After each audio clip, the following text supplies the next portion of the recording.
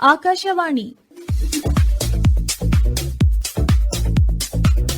ನೈಪುಣ್ಯ, ಕೌಶಲ್ಯ, ಯಶೋಗಾಥೆ ಒಳಗೊಂಡ ಗೆಲುವಿನ ಗುಟ್ಟು ಕಾರ್ಯಕ್ರಮ ಸರಣಿ. ಪ್ರಾಯೋಜಕರು ಪಿಇಎಸ್ ಸಮೂಹ ಶಿಕ್ಷಣ ಸಂಸ್ಥೆ, ಶಿವಮೊಗ್ಗ.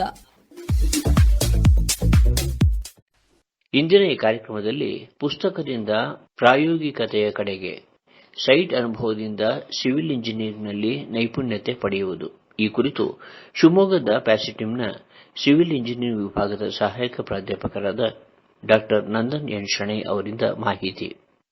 ನಮಸ್ಕಾರ, ನಾನು ನಂದನ್ ಎನ್ ಶೆಣೈ, ಶಿವಮೊಗ್ಗದ ಪ್ರತಿಷ್ಠಿತ ಇಂಜಿನಿಯರಿಂಗ್ ಕಾಲೇಜಾದ PS institute of technology and ಮ್ಯಾನೇಜ್ಮೆಂಟ್ನ ಸಿವಿಲ್ ಇಂಜಿನಿಯರಿಂಗ್ ವಿಭಾಗದಲ್ಲಿ ಅಸೋಸಿಯೇಟ್ ಪ್ರೊಫೆಸರ್ ಆಗಿ ಕಾರ್ಯನಿರ್ವಹಿಸುತ್ತಾ ಇದ್ದೇನೆ. ಇಂದಿನ ಈ ವಿಶೇಷ ಕಾರ್ಯಕ್ರಮಕ್ಕೆ ನಿಮ್ಮೆಲ್ಲರಿಗೂ ಹೃತ್ಪೂರ್ವಕ ಸ್ವಾಗತ.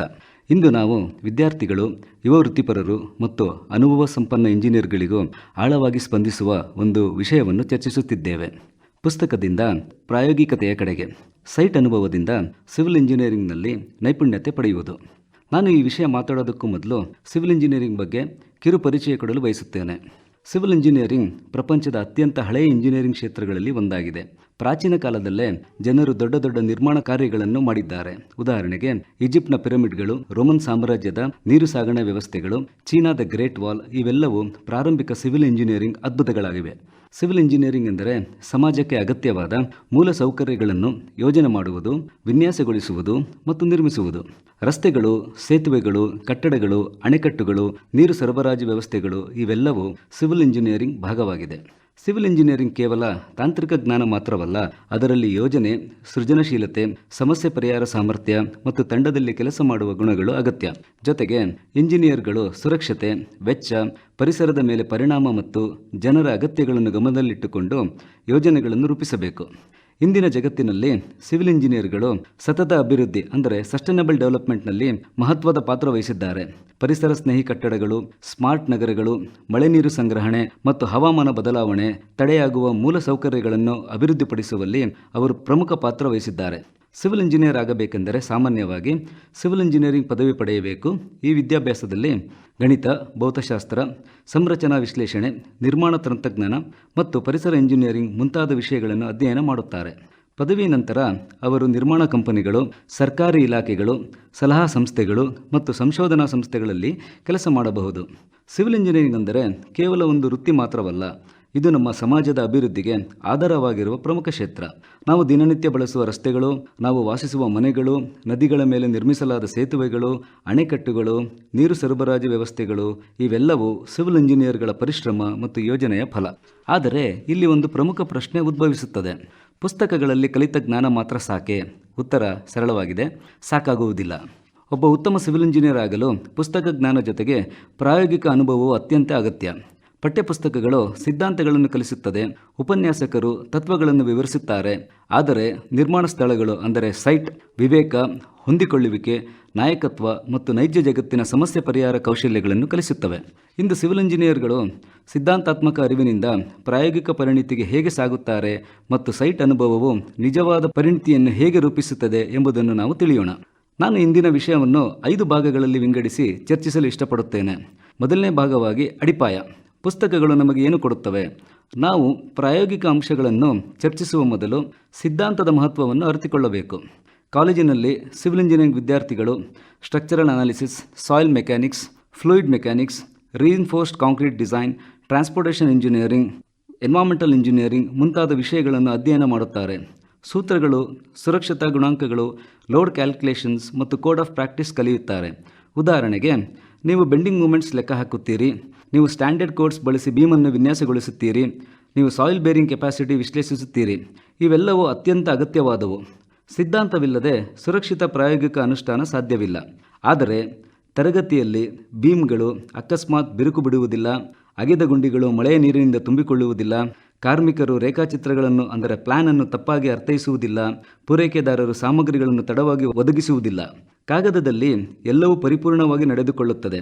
ಆದರೆ ಸೈಟ್ ಅಂದರೆ ನಿರ್ಮಾಣ ಸ್ಥಳ, ವಾಸ್ತವಿಕತೆ ಯಾವುದೇ ಪಾಠ ಪುಸ್ತಕವು ಸಂಪೂರ್ಣವಾಗಿ ಅನುಕರಿಸಲು ಸಾಧ್ಯವಾಗದ ಅಂಶಗಳನ್ನು ಪರಿಚಯಿಸುತ್ತದೆ. ಎರಡನೇ ಭಾಗವಾಗಿ ನಿರ್ಮಾಣ ಸ್ಥಳ, ನಿಜವಾದ ತರಗತಿ. ನಿರ್ಮಾಣ ಸ್ಥಳವು ಅಂದರೆ ಸೈಟ್ ಜೀವಂತ ಪ್ರಯೋಗಾಲಯವಿದ್ದಂತೆ. ಒಬ್ಬ ಯುವ ಇಂಜಿನಿಯರ್ ಮೊದಲ ಬಾರಿ ಸೈಟಿಗೆ ಕಾಲಿಟ್ಟಾಗ ಹಲವು ಅರಿವುಗಳು ಬರುತ್ತವೆ.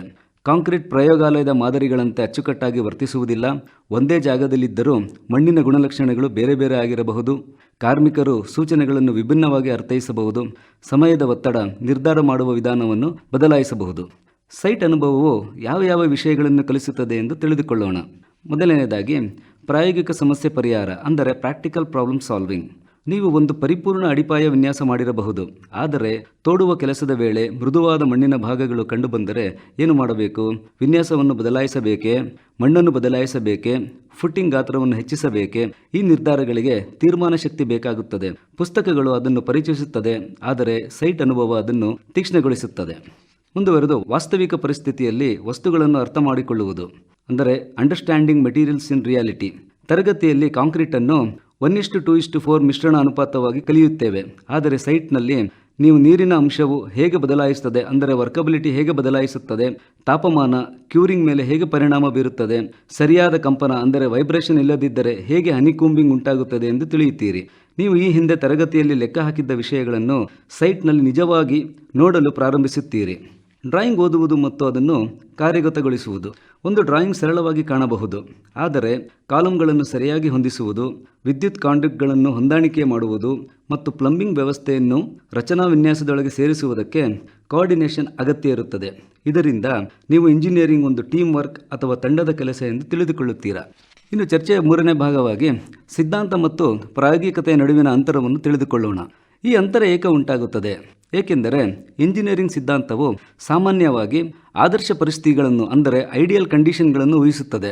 ಆದರ್ಶ ಗುಣಮಟ್ಟದ ವಸ್ತುಗಳು, ಆದರ್ಶ ಮಟ್ಟದ ಕೆಲಸದ ಗುಣಮಟ್ಟ, ಅನುಕೂಲಕರ ಹವಾಮಾನ ಪರಿಸ್ಥಿತಿ, ಸಮರ್ಪಕ ಮೇಲ್ವಿಚಾರಣೆ ಮುಂತಾದವು.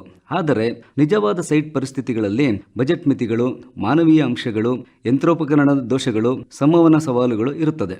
ಒಂದು ಉದಾಹರಣೆಯನ್ನು ಹೇಳುವುದಾದರೆ, ಒಂದು ರಚನಾ ವಿನ್ಯಾಸದಲ್ಲಿ 25 MPa ಕಾಂಕ್ರೀಟ್ ಬಲವನ್ನು ನಿರ್ದಿಷ್ಟಪಡಿಸಿರಬಹುದು, ಆದರೆ ಕ್ಯೂರಿಂಗ್ ಸರಿಯಾಗಿ ಮಾಡದಿದ್ದರೆ ನಿಜವಾದ ಕಾಂಕ್ರೀಟ್ ಬಲ ಕಡಿಮೆಯಾಗಬಹುದು.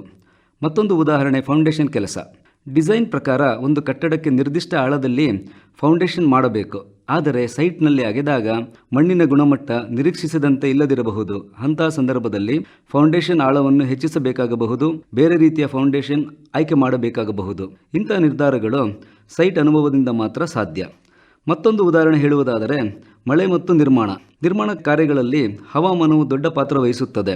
ಒಮ್ಮೆ ಕಾಂಕ್ರೀಟಿಂಗ್ ಕೆಲಸ ನಡೆಯುತ್ತಿರುವಾಗ ಅಕಸ್ಮಾತ್ ಮಳೆಯಾದರೆ ಏನಾಗುತ್ತದೆ? ಕಾಂಕ್ರೀಟಿನ ಗುಣಮಟ್ಟ ಹಾನಿಯಾಗಬಹುದು. ಆದ್ದರಿಂದ ಒಬ್ಬ ಅನುಭವ ಹೊಂದಿದ ಇಂಜಿನಿಯರ್ ತಕ್ಷಣ ಕೆಲಸ ನಿಲ್ಲಿಸುವುದು, ಕಾಂಕ್ರೀಟನ್ನು ಕವರ್ ಮಾಡುವುದು, ನೀರಿನ ಪ್ರಮಾಣವನ್ನು ಕಡಿಮೆ ಮಾಡುವುದು, ಹೀಗೆ ತಕ್ಷಣ ಕ್ರಮ ತೆಗೆದುಕೊಳ್ಳುತ್ತಾರೆ. ಇದು ಅನುಭವದಿಂದ ಬರುವ ಕೌಶಲ್ಯ. ಸಿದ್ಧಾಂತವು ಏನು ಸಂಭವಿಸಬೇಕು ಎಂದು ಹೇಳುತ್ತದೆ, ಅನುಭವವು ಏನು ವಾಸ್ತವವಾಗಿ ಸಂಭವಿಸುತ್ತದೆ ಎಂಬುದನ್ನು ಕಲಿಸುತ್ತದೆ. ಈ ಅಂತರವನ್ನು ತುಂಬಿದರೆ ಒಬ್ಬ ಸಾಮಾನ್ಯ ಪದವೀಧರ ವೃತ್ತಿಪರ ಇಂಜಿನಿಯರ್ ಆಗಿ ರೂಪುಗೊಳ್ಳುತ್ತಾನೆ. ಇನ್ನು ಚರ್ಚೆಯ 4ನೇ ಭಾಗವಾಗಿ ಸೈಟ್ ಅನುಭವದಿಂದ ಪಡೆಯುವ ಪ್ರಮುಖ ಕೌಶಲ್ಯಗಳನ್ನು ನೋಡೋಣ. ಸೈಟ್ನಲ್ಲಿ ಕೆಲಸ ಮಾಡುವುದರಿಂದ ಅಭಿವೃದ್ಧಿಯಾಗುವ ಪ್ರಮುಖ ಸಾಮರ್ಥ್ಯಗಳನ್ನು ನೋಡೋಣ. ಮೊದಲನೆಯದಾಗಿ ತಾಂತ್ರಿಕ ನಿರ್ಣಯ ಸಾಮರ್ಥ್ಯ. ಸೈಟ್ನಲ್ಲಿ ಕೆಲಸ ಮಾಡುವಾಗ ನೀವು ಎಸ್ಟಿಮೇಟ್ ಮಾಡಲು ಆರಂಭಿಸುತ್ತೀರಿ. ಒಂದು ಬಿರುಕು ರಚನಾತ್ಮಕ ಆಗಿದೆಯೇ ಅಥವಾ ಮೇಲ್ಮೈ ದೃಶ್ಯಾತ್ಮಕ, ಅಂದರೆ ಕಾಸ್ಮೆಟಿಕ್ ಆಗಿದೆಯೇ ಎಂಬುದು. ರೀಇನ್ಫೋರ್ಸ್ಮೆಂಟ್, ಅಂದರೆ ಉಕ್ಕಿನ ಕಡ್ಡಿಗಳು ಸರಿಯಾಗಿ ಅಳವಡಿಸಲ್ಪಟ್ಟಿದೆಯೇ ಎಂಬುದು. ಕಾಂಕ್ರೀಟ್ ಕಾಂಪ್ಯಾಕ್ಷನ್ ಸಮರ್ಪಕವಾಗಿದೆಯೇ ಎಂಬುದು. ಎರಡನೆಯದಾಗಿ ಕಮ್ಯುನಿಕೇಷನ್ ಸ್ಕಿಲ್, ಅಂದರೆ ಸಂವಹನ ಕೌಶಲ್ಯಗಳು. ಸಿವಿಲ್ ಇಂಜಿನಿಯರ್ಗಳು ಹಲವಾರು ಜನರೊಂದಿಗೆ ಸಮನ್ವಯ ಮಾಡಿಕೊಳ್ಳಬೇಕಾಗುತ್ತದೆ. ಉದಾಹರಣೆಗೆ ಆರ್ಕಿಟೆಕ್ಟ್ಗಳು, ಕಾಂಟ್ರಾಕ್ಟರ್ಗಳು, ಕ್ವಾಂಟಿಟಿ ಸರ್ವೇಯರ್ಗಳು, ನಿಪುಣ ಕಾರ್ಮಿಕರು, ಗ್ರಾಹಕರು. ಒಬ್ಬ ಮೇಸ್ತ್ರಿಗೆ ಸಂರಚನಾ ತಿದ್ದುಪಡಿ ವಿವರಿಸಲು ಸ್ಪಷ್ಟನೆ ಮತ್ತು ಸಹನೆ ಅಗತ್ಯವಿದೆ. ಸೈಟ್ ಅನುಭವವು ನಾಯಕತ್ವ, ವಿವಾದ ಪರಿಹಾರ ಸಾಮರ್ಥ್ಯ, ಚರ್ಚೆ ಮತ್ತು ಒಪ್ಪಂದ ಕೌಶಲ್ಯ ಮುಂತಾದ ಕೌಶಲ್ಯಗಳನ್ನು ಅಭಿವೃದ್ಧಿಪಡಿಸುತ್ತದೆ. ಸಮಯ ಮತ್ತು ಸಂಪನ್ಮೂಲ ನಿರ್ವಹಣೆ. ಕಾಗದದಲ್ಲಿ ನೋಡಿದಾಗ ಕೆಲಸದ ಡೆಡ್ಲೈನ್ಗಳು ಸುಲಭವಾಗಿ ನಿರ್ವಹಿಸಬಹುದೆಂದು ಕಾಣುತ್ತದೆ, ಆದರೆ ಸೈಟ್ನಲ್ಲಿ ಕೆಲವು ಅನಿರೀಕ್ಷಿತ ಸಮಸ್ಯೆಗಳು ಎದುರಾಗಬಹುದು. ಉದಾಹರಣೆಗೆ ಮಳೆ ಬಂದ ಕಾರಣ ಕಾಂಕ್ರೀಟ್ ಕ್ಯಾಸ್ಟಿಂಗ್ ವಿಳಂಬವಾಗುವುದು, ಸ್ಟೀಲ್ ಸರಬರಾಜು ತಡವಾಗಿ ತಲುಪುವುದು, ಉಪಕರಣಗಳ ಕೆಲಸ ಮಾಡದೇ ಹೋಗುವುದು. ಇಂತಹ ಸಂದರ್ಭಗಳಲ್ಲಿ ನೀವು ಪರ್ಯಾಯ ಯೋಜನೆ ಮಾಡುವುದು ಕಲಿಯುತ್ತೀರಿ. ಮುಂದೆ ಪಠ್ಯಪುಸ್ತಕಗಳಲ್ಲಿ ಭದ್ರತೆ ಒಂದು ಅಧ್ಯಾಯ ಮಾತ್ರ, ಆದರೆ ಸೈಟ್ನಲ್ಲಿ ಭದ್ರತೆ ಜೀವನ ಮತ್ತು ಮರಣದ ಪ್ರಶ್ನೆಯಾಗಿರುತ್ತದೆ. ಸೈಟ್ನಲ್ಲಿ ನೀವು ಅಪಾಯ ಮೌಲ್ಯಮಾಪನ, ಸುರಕ್ಷಿತ ಸಾರ್ವೆ ಕಟ್ಟುವುದು, ವೈಯಕ್ತಿಕ ರಕ್ಷಣಾ ಉಪಕರಣಗಳು, ಸರಿಯಾದ ಬಳಕೆ ಮುಂತಾದವುಗಳನ್ನು ಕಲಿಯುತ್ತೀರಿ ಮತ್ತು ಇದರ ಮೂಲಕ ಭದ್ರತಾ ಜಾಗೃತಿ ಸ್ವಾಭಾವಿಕ ಅಭ್ಯಾಸವಾಗುತ್ತದೆ. ಸೈಟ್ನಲ್ಲಿ ಕೆಲಸ ಮಾಡುವಾಗ ಕೆಲವೊಮ್ಮೆ ನೈತಿಕ ಸವಾಲುಗಳು ಎದುರಾಗುತ್ತವೆ. ಮಟ್ಟಕ್ಕಿಂತ ಕಡಿಮೆ ಗುಣಮಟ್ಟದ ವಸ್ತುಗಳನ್ನು ನೀವು ಅನುಮೋದಿಸಬೇಕೇ? ಸಣ್ಣ ಮಟ್ಟದ ವ್ಯತ್ಯಾಸವನ್ನು ನೀವು ನಿರ್ಲಕ್ಷಿಸಬೇಕೇ? ವೇಗಕ್ಕಾಗಿ ಗುಣಮಟ್ಟವನ್ನು ತ್ಯಜಿಸಬೇಕೇ? ಸೈಟ್ ಅನುಭವವು ನಮಗೆ ಪ್ರಾಮಾಣಿಕತೆ ಮತ್ತು ನೈತಿಕತೆಯ ಮಹತ್ವವನ್ನು ಕಲಿಸುತ್ತದೆ. ಇನ್ನು ಚರ್ಚೆಯ ಕೊನೆಯ ಭಾಗವಾಗಿ ಯುವ ಇಂಜಿನಿಯರ್ಗಳಿಗಾಗಿ ಕಲಿಕೆಯ ತಂತ್ರಗಳು. ಯುವ ಸಿವಿಲ್ ಇಂಜಿನಿಯರ್ಗಳು ಸೈಟ್ನಲ್ಲಿ ಕಲಿಕೆಯನ್ನು ಹೇಗೆ ಗರಿಷ್ಠಗೊಳಿಸಬಹುದು? ಮೊದಲನೆಯದಾಗಿ, ಸಕ್ರಿಯವಾಗಿ ಗಮನಿಸಿ. ಕೇವಲ ಮೇಲ್ವಿಚಾರಣೆ ಅಂದರೆ ಸೂಪರ್ವೈಸ್ ಮಾಡುವುದು ಮಾತ್ರ ಸಾಕಾಗುವುದಿಲ್ಲ. ನಿಮ್ಮಲ್ಲಿ ಪ್ರಶ್ನೆಗಳು ಇರಬೇಕು. ಈ ವಿಧಾನವನ್ನು ಏಕೆ ಆಯ್ಕೆ ಮಾಡಲಾಗಿದೆ? ಈ ರೀಇನ್ಫೋರ್ಸ್ಮೆಂಟನ್ನು ಈ ರೀತಿ ಏಕೆ ಡೀಟೇಲಿಂಗ್ ಮಾಡಲಾಗಿದೆ? ಕುತೂಹಲ ನಿಮ್ಮ ಕಲಿಕೆ ಮತ್ತು ಬೆಳವಣಿಗೆಯನ್ನು ವೇಗಗೊಳಿಸುತ್ತದೆ. ಸಿದ್ಧಾಂತವನ್ನು ಪ್ರಾಯೋಗಿಕ ಕಾರ್ಯಕ್ಕೆ ಸಂಪರ್ಕಿಸಿ, ಅಂದರೆ ಕನೆಕ್ಟ್ ಥಿಯರಿ ಟು ಪ್ರಾಕ್ಟೀಸ್. ನೀವು ಸೈಟ್ನಲ್ಲಿ ಬೀಮ್ ಕ್ಯಾಸ್ಟಿಂಗ್ ನಡೆಯುವುದನ್ನು ನೋಡಿದಾಗ ಬೆಂಡಿಂಗ್ ಮೂಮೆಂಟ್ ಸಿದ್ಧಾಂತವನ್ನು ನೆನಪಿಸಿಕೊಳ್ಳಿ. ಲೋಡ್ ಹೇಗೆ ಸಾಗುತ್ತದೆ ಎಂಬುದನ್ನು ಮನಸ್ಸಿನಲ್ಲಿ ಕಲ್ಪಿಸಿಕೊಳ್ಳಿ. ಶಿಯರ್ ಫೋರ್ಸ್ಗಳ ಬಗ್ಗೆ ಯೋಚಿಸಿ. ಈ ರೀತಿಯ ಅಭ್ಯಾಸವು ಸಿದ್ಧಾಂತ ಮತ್ತು ಪ್ರಾಯೋಗಿಕ ಜ್ಞಾನವನ್ನು ಒಟ್ಟುಗೂಡಿಸಿ ಸಹಾಯ ಮಾಡುತ್ತದೆ. ಹಿರಿಯ ಇಂಜಿನಿಯರ್ಗಳಿಂದ ಕಲಿಯಿರಿ. ಅನುಭವ ಹೊಂದಿರುವ ಇಂಜಿನಿಯರ್ಗಳ ಬಳಿ ಪುಸ್ತಕಗಳಲ್ಲಿ ಬರೆಯಲಾರದಂಥ ಜ್ಞಾನ ಇರುತ್ತದೆ. ಆದ್ದರಿಂದ ಎಚ್ಚರಿಕೆಯಿಂದ ಕೇಳಿ, ಗೌರವದಿಂದ ಪ್ರಶ್ನೆಗಳನ್ನು ಕೇಳಿ, ಕಲಿತ ಪಾಠಗಳನ್ನು ದಾಖಲಿಸಿಕೊಳ್ಳಿ. ಇವು ನಿಮ್ಮ ವೃತ್ತಿಪರ ಬೆಳವಣಿಗೆಗೆ ಬಹಳ ಸಹಾಯ ಮಾಡುತ್ತವೆ. ತಪ್ಪುಗಳಿಂದ ಪಾಠ ಕಲಿಯಿರಿ. ಪ್ರತಿ ನಿರ್ಮಾಣ ಸೈಟ್ನಲ್ಲಿ ಕೆಲವೊಮ್ಮೆ ತಪ್ಪುಗಳು ಸಂಭವಿಸುತ್ತವೆ. ತಪ್ಪುಗಳನ್ನು ಮರೆಮಾಚುವುದಕ್ಕೆ ಬದಲು ಅವುಗಳನ್ನು ವಿಶ್ಲೇಷಿಸಿ, ಮೂಲ ಕಾರಣಗಳನ್ನು ತಿಳಿದುಕೊಳ್ಳಿ, ವ್ಯವಸ್ಥೆಯನ್ನು ಸುಧಾರಿಸಿ. ಈ ರೀತಿ ನೋಡಿದಾಗ ತಪ್ಪುಗಳು ನಮಗೆ ಉತ್ತಮ ಶಿಕ್ಷಕರಾಗುತ್ತವೆ. ಬಹುತೇಕ ಯಶಸ್ವಿ ಇಂಜಿನಿಯರ್ಗಳ ಪ್ರಯಾಣ ಒಂದೇ ರೀತಿಯಾಗಿರುತ್ತದೆ. ಆರಂಭದಲ್ಲಿ ಅವರು ಅನಿಶ್ಚಿತರಾಗಿರುತ್ತಾರೆ, ಅವರು ತಪ್ಪುಗಳನ್ನು ಮಾಡುತ್ತಾರೆ, ಅವರು ಕಷ್ಟಕರವಾದ ಸೈಟ್ ಪರಿಸ್ಥಿತಿಗಳನ್ನು ಎದುರಿಸುತ್ತಾರೆ. ಆದರೆ ಸಮಯದೊಂದಿಗೆ ಅವರು ಆತ್ಮವಿಶ್ವಾಸವನ್ನು ಅಭಿವೃದ್ಧಿಪಡಿಸುತ್ತಾರೆ, ಅವರು ವೇಗವಾಗಿ ನಿರ್ಧಾರಗಳನ್ನು ತೆಗೆದುಕೊಳ್ಳಲು ಆರಂಭಿಸುತ್ತಾರೆ, ಸಮಸ್ಯೆಗಳು ಉಂಟಾಗುವ ಮೊದಲು ಅದನ್ನು ಅಂದಾಜು ಮಾಡುವ ಸಾಮರ್ಥ್ಯ ಬೆಳೆಸಿಕೊಳ್ಳುತ್ತಾರೆ. ಅನುಭವವು ಇಂಜಿನಿಯರ್ಗಳಿಗೆ ಒಳನೋಟ ನೀಡುತ್ತದೆ. ಒಮ್ಮೆ ಅಡಿಪಾಯ ವೈಫಲ್ಯ ಕಂಡಿರುವ ಇಂಜಿನಿಯರ್ ಮುಂದೆ ಎಂದಿಗೂ ಮಣ್ಣಿನ ಪರಿಶೀಲನೆಯನ್ನು ನಿರ್ಲಕ್ಷಿಸುವುದಿಲ್ಲ. ಅದೇ ರೀತಿ ಸರಿಯಾದ ಕ್ಯೂರ್ ಮಾಡದ ಕಾರಣದಿಂದ ಉಂಟಾದ ರಚನಾತ್ಮಕ ಬಿರುಕುಗಳನ್ನು ಕಂಡಿರುವ ಇಂಜಿನಿಯರ್ ಮುಂದೆ ಕ್ಯೂರಿಂಗ್ ಪ್ರಕ್ರಿಯೆಯನ್ನು ಎಂದಿಗೂ ಕಡೆಗಣಿಸುವುದಿಲ್ಲ. ನಿಜವಾದ ಕಲಿಕೆ ಭಾರೀ ಸವಾಲುಗಳು ಮತ್ತು ಅನುಭವಗಳಿಂದಲೇ ಬರುತ್ತದೆ. ಅತ್ಯಂತ ಯಶಸ್ವಿಯಾದ ಸಿವಿಲ್ ಇಂಜಿನಿಯರ್ಗಳು ಕೇವಲ ಶೈಕ್ಷಣಿಕವಾಗಿ ಬಲವಾದವರು ಮಾತ್ರವಲ್ಲ, ಅಥವಾ ಪ್ರಾಯೋಗಿಕ ಅನುಭವ ಹೊಂದಿರುವವರು ಮಾತ್ರವೂ ಅಲ್ಲ, ಅವರು ಈ ಎರಡನ್ನೂ ಹೊಂದಿರುವವರು. ಪ್ರಾಯೋಗಿಕ ಅನುಭವವಿಲ್ಲದ ಸಿದ್ಧಾಂತ ಅಪೂರ್ವವಾಗಿದೆ, ಸಿದ್ಧಾಂತವಿಲ್ಲದ ಪ್ರಾಯೋಗಿಕ ಕೆಲಸ ಅಪಾಯಕಾರಿ. ಈ ಎರಡೂ ಒಟ್ಟಿಗೆ ಸೇರಿದಾಗ ಅತ್ಯುನ್ನತೆ ಉಂಟಾಗುತ್ತದೆ. ಸಿವಿಲ್ ಇಂಜಿನಿಯರಿಂಗ್ ಓದುತ್ತಿರುವ ವಿದ್ಯಾರ್ಥಿಗಳಿಗೆ ಒಂದು ಮುಖ್ಯ ಸಲಹೆ: ಕೇವಲ ಪರೀಕ್ಷೆಗಾಗಿ ಓದಬೇಡಿ, ಪ್ರಾಯೋಗಿಕ ಅನುಭವ ಪಡೆಯಲು ಪ್ರಯತ್ನಿಸಿ. ಉದಾಹರಣೆಗೆ, ಇಂಟರ್ನ್ಶಿಪ್ ಮಾಡುವುದು, ವರ್ಕ್ಶಾಪ್ನಲ್ಲಿ ಭಾಗವಹಿಸಿ, ನವೀಕರಿಸಲಾದ ಕೋಡ್ಗಳನ್ನು ಅಧ್ಯಯನ ಮಾಡುವುದು, ಹೊಸ ನಿರ್ಮಾಣ ತಂತ್ರಜ್ಞಾನಗಳನ್ನು ಕಲಿಯುವುದು, ಸೈಟ್ನಲ್ಲಿ ಕಲಿತ ಪಾಠಗಳನ್ನು ಚಿಂತನೆ ಮಾಡುವುದು. ಸಿವಿಲ್ ಇಂಜಿನಿಯರಿಂಗ್ ಅಂದರೆ ಕೇವಲ ಲೆಕ್ಕಾಚಾರಗಳು ಮಾತ್ರವಲ್ಲ, ಇದು ಒಂದು ಹೊಣೆಗಾರಿಕೆ. ಜನರು ವಾಸಿಸುವ, ಕೆಲಸ ಮಾಡುವ ಕಟ್ಟಡಗಳು ಮತ್ತು ಮೂಲ ಸೌಕರ್ಯಗಳನ್ನು ನಿರ್ಮಿಸುವ ಜವಾಬ್ದಾರಿ. ಪುಸ್ತಕಗಳು ಜ್ಞಾನವನ್ನು ನೀಡುತ್ತವೆ, ಸೈಟ್ ಅನುಭವ ನೈಪುಣ್ಯತೆಯನ್ನು ನೀಡುತ್ತದೆ. ಒಬ್ಬ ಯಶಸ್ವಿ ಸಿವಿಲ್ ಇಂಜಿನಿಯರ್ ಆಗಲು ಈ ಎರಡೂ ಸಮಾನವಾಗಿ ಅಗತ್ಯ. ಸಿದ್ಧಾಂತ ಮತ್ತು ಪ್ರಾಯೋಗಿಕತೆಯ ನಡುವೆ ಒಂದು ಬಲವಾದ ಸೇತುವೆಯನ್ನು ನಿರ್ಮಿಸಿದಾಗ ಮಾತ್ರ ನಾವು ನಿಜವಾದ ಇಂಜಿನಿಯರ್ಗಳಾಗಬಹುದು. ಪುಸ್ತಕಗಳು ನಿಮಗೆ ಮೂಲಭೂತ ಆಧಾರವನ್ನು ನೀಡುತ್ತದೆ, ಸೈಟ್ ಅನುಭವವು ನಿಮ್ಮ ಆತ್ಮವಿಶ್ವಾಸವನ್ನು ಹೆಚ್ಚಿಸುತ್ತದೆ, ಸವಾಲುಗಳು ನಿಮ್ಮ ನಿರ್ಧಾರ ಸಾಮರ್ಥ್ಯವನ್ನು ರೂಪಿಸುತ್ತದೆ, ಪ್ರಾಮಾಣಿಕತೆ ನಿಮ್ಮ ಪರಂಪರೆಯನ್ನು ನಿರ್ಧರಿಸುತ್ತದೆ. ಇಂದಿನ ಕಾರ್ಯಕ್ರಮವನ್ನು ಮುಕ್ತಾಯಗೊಳಿಸುವ ಮೊದಲು ಇಂದು ಕೇಳುತ್ತಿರುವ ವಿದ್ಯಾರ್ಥಿಗಳಿಗೆ ನಾನು ಹೇಳಲು ಬಯಸುವುದೇನೆಂದರೆ, ಕಲಿಕೆಯ ಪ್ರಕ್ರಿಯೆಯನ್ನು ಬೇಗ ಮುಗಿಸಲು ಪ್ರಯತ್ನಿಸಬೇಡಿ. ಸೈಟ್ ಅನುಭವವನ್ನು ಸ್ವೀಕರಿಸಿ, ಪ್ರಶ್ನೆಗಳನ್ನು ಕೇಳಿ, ವಿನಯದಿಂದಿರಿ. ಹಾಗೆ ಯುವ ವೃತ್ತಿಪರರಿಗೆ ಒಂದು ಸಲಹೆ: ಸೈಟ್ನಲ್ಲಿ ಕಳೆಯುವ ಪ್ರತಿಯೊಂದು ದಿನವೂ ಬೆಳೆಯಲು ಒಂದು ಅವಕಾಶ, ಅದನ್ನು ಚೆನ್ನಾಗಿ ಬಳಸಿಕೊಳ್ಳಿ. ಹಾಗೆ ಅನುಭವ ಹೊಂದಿರುವ ಇಂಜಿನಿಯರ್ಗಳಿಗೂ ಒಂದು ಸಲಹೆ: ಮುಂದಿನ ಪೀಳಿಗೆಗೆ ಮಾರ್ಗದರ್ಶನ ನೀಡಿ, ಯಾಕೆಂದರೆ ಜ್ಞಾನವನ್ನು ಹಂಚಿಕೊಂಡಾಗ ಅದು ಇನ್ನಷ್ಟು ವೃದ್ಧಿಯಾಗುತ್ತದೆ. ಈ ಮಾತುಗಳೊಂದಿಗೆ ಇಂದಿನ ಕಾರ್ಯಕ್ರಮವನ್ನು ಮುಕ್ತಾಯಗೊಳಿಸುತ್ತೇನೆ. ಈ ಅವಕಾಶವನ್ನು ನೀಡಿದ PS ಮ್ಯಾನೇಜ್ಮೆಂಟ್ ಮತ್ತು ಆಕಾಶವಾಣಿ ಭದ್ರಾವತಿ ಅವರಿಗೆ ಹೃತ್ಪೂರ್ವಕ ಕೃತಜ್ಞತೆಯನ್ನು ಸಲ್ಲಿಸುತ್ತೇನೆ. ಎಲ್ಲ ಶ್ರೋತೃ ಮಿತ್ರರಿಗೂ ಧನ್ಯವಾದಗಳು. ನಮಸ್ಕಾರ.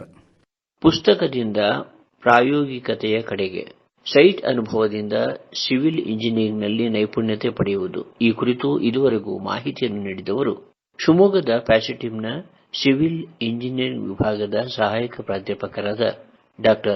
ನಂದನ್ ಎನ್ ಶೆಣೈ.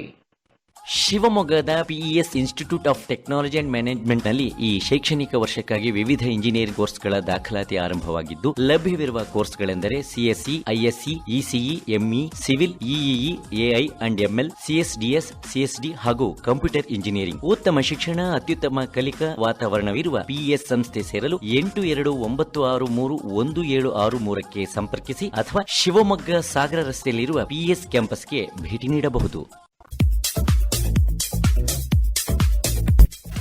ಇದುವರೆಗೆ ನೈಪುಣ್ಯ, ಕೌಶಲ್ಯ, ಯಶೋಗಾಥೆ ಒಳಗೊಂಡ ಗೆಲುವಿನ ಗುಟ್ಟು ಕಾರ್ಯಕ್ರಮ ಸರಣಿ ಪ್ರಸಾರವಾಯಿತು. ನಿರ್ವಹಣೆ ಎಸ್ಆರ್ ಭಟ್, ಸಹಕಾರ ಲಿಡಿಯಾ. ಪ್ರಾಯೋಜಕರು ಪಿಇಎಸ್ ಸಮೂಹ ಶಿಕ್ಷಣ ಸಂಸ್ಥೆ ಶಿವಮೊಗ್ಗ.